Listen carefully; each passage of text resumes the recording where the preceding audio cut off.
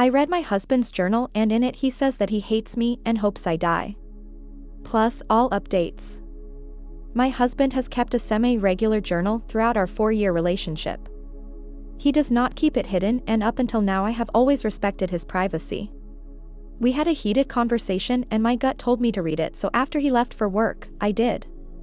He wrote several times that he hates me, and at one point he said when I was sick he hoped I would die. When I read those words I packed up me and our baby and went to a friend's where I'm staying now. I took pictures of all the pages. I told him I just need some space to cool off after our conversation and I will be home soon. I booked with my therapist and contacted a lawyer. We had a rough patch recently that lasted about 2 weeks. It was a dark time, but we pulled through. There was no violence, no moments where I was afraid of him, just sincere conversations about difficult feelings. The notes of hatred correspond with that rough patch. The rest of the journal is tame and reflects the man I know and love, mostly little self-pep talks around work and family stuff, goals, habit tracking. He has sent me several warm messages since I left. He says he's glad I'm taking space for myself, that he looks forward to reconnecting when I come home. It's okay to have little hiccups, that he loves me, etc.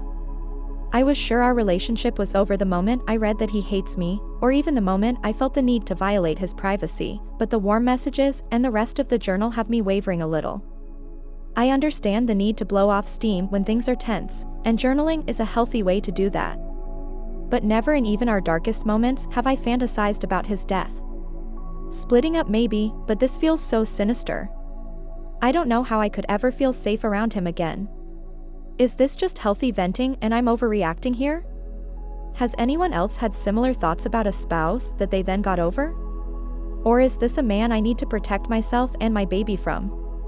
Edit to add context, the rough patch was about his feelings for another woman. He didn't cheat, but his friendship with her makes me uncomfortable. The part of the journal where he says he hates me was written as a love letter to her. He says he thinks about me dying and being replaced. Update. I hope I'm doing this right. Thank you so much for all the advice and words of encouragement. Some of it was tough to read, but still deeply appreciated. Wanted to do an update because a lot of people were concerned for my safety. I took a commenter's advice and sent the pictures to a trusted friend. She pointed out that a passage I initially read as, "Every day I think about telling her," actually very clearly says killing her. I guess my brain couldn't comprehend that at first. I received a ton of helpful perspective and support, but that comment in particular might have saved my life. After I digested that, I called a crisis line and they were quite helpful in talking me through the shock. They also put me in touch with a center that's helping me get more affordable legal help. Bought some more time from my husband. Told him I'm enjoying getting out of town and I'd like to stay an extra night or two. I have therapy tomorrow and an appointment with a social worker to make a safety plan. I feel like I have a good crew of family, friends, and professionals supporting me. Absolutely zero regrets now about reading his journal. My gut told me something was off, but I couldn't have imagined a worst-case scenario as bad as this. I'm so glad the inner alarm bells were louder than my conscience this time. Nothing about this marriage is worth risking my life to salvage. Final update. Just want to say a huge thank you to this community for helping me through a challenging time. Your comments and messages have been such a comfort, and I'm so touched by the kindness of internet strangers. At the suggestion of the social worker, I reported his journal to the local police, and that was, unsurprisingly, a 1/10 experience. The officer I spoke to chided me for reading his journal, spoke about his reasonable expectation of privacy, and basically threatened to tell my husband I had reported him. I had to firmly advocate for myself and stress that I was afraid for my life. It was an awful conversation, but now there is at least a record which includes photos of the journal. The family lawyer I spoke with advised me to file a protection order right away. The order would ban him from all contact with me and our child, bar him from our residence, my workplace, and any other places I request. He would then have to prove to a judge that he is a fit parent to be able to see his daughter again, and then we would go to mediation to try and agree on what visitation would look like. Another wrench in this situation is that we own a business together. I have an appointment with another lawyer this week to discuss what my options are there. The business was my idea. I'm confident I can run it without him, and I want to, but he's put a lot of time into it and it's the main source of income for both of us right now. It's a good money maker, and I'm worried he'd fight me tooth and nail on this.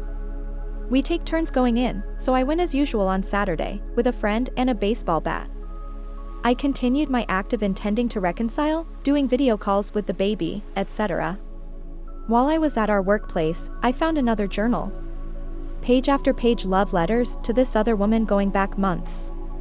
The progression from, "I liked seeing you at the grocery store," to, "I drove past your house today," was wild. He writes about how he's deeply in love with her, can't wait to marry her, etc. He wrote about every interaction he's ever had with her, and the poor woman seems completely innocent and oblivious. Even what he perceived as flirting seems like basic politeness. He mentions a few other times that he wants me to die. The most recent entry was from the day before. He writes to her that he thinks I might be breaking up with him, but that's fine because he never liked me that much anyway.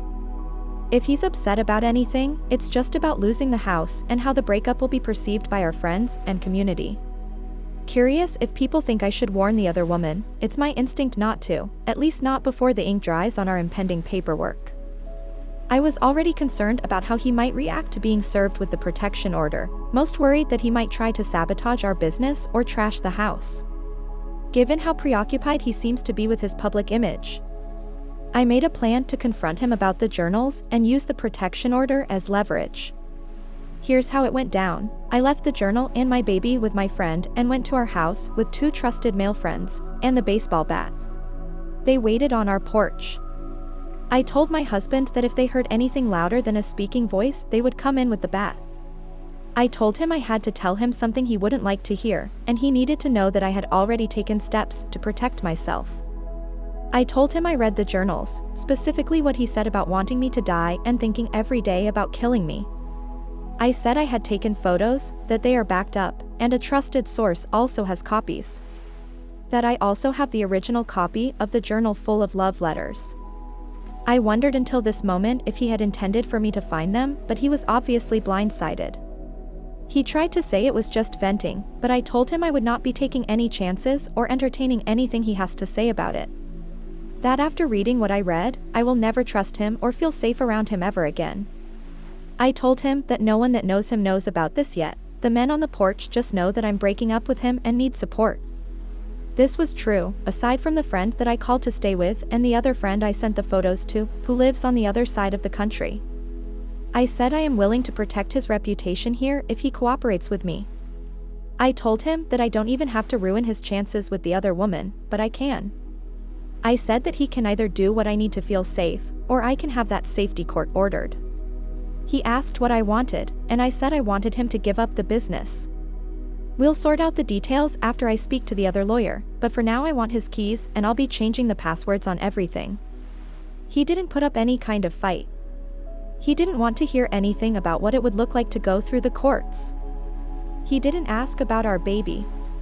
He just calmly got up and got the keys and asked if I wanted anything else. I told him that any communication with me should be about separation logistics only, like arranging a time for me to collect the rest of my things. Since then he has been blowing up my phone, saying I know his heart, let's walk back from the edge, let's talk to a therapist, he's sorry his words hurt me, etc. Each time, I just tell him he's crossing my boundaries and he backs off. He apparently told his mom and sister everything and they're supporting him in getting help. He's been cooperative so far. He's interviewing for a new job, seeing a therapist and updating me on his movements, though I didn't ask for this. I've temporarily moved in with my parents. My commute to work is longer, but I have help with baby and home-cooked dinners. Starting to settle into new routines, doing so much therapy and yoga. I inherited a small cabin before my husband and I met. It is currently being renovated and the original plan was to move in there with my husband and baby when it's done. The cabin is actually in my mother's name because she's never trusted my husband, correct, Anne? Wanted me to shield it from him in case of a divorce, thank you, MOM. So I will have a permanent home for me and baby very soon. The dust still needs to settle and it could get worse before it gets better, but I'm optimistic at this point. I'm confident I'm going to come out the other side of this as a badass single mom with an incredible child, a thriving business, and an adorable little home. Honestly, the thought of having all those things on my own without my husband is so freeing. I've got a great village supporting me. Thank you all so much for being part of it. What do you guys think? Let me know in the comments.